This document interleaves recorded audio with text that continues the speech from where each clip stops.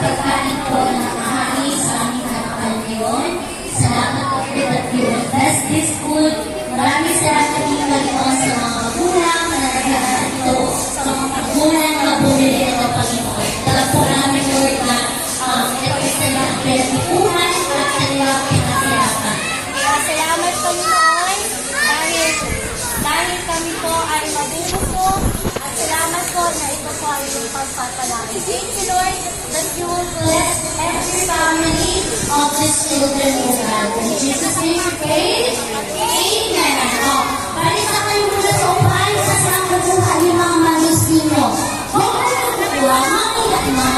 Si teacher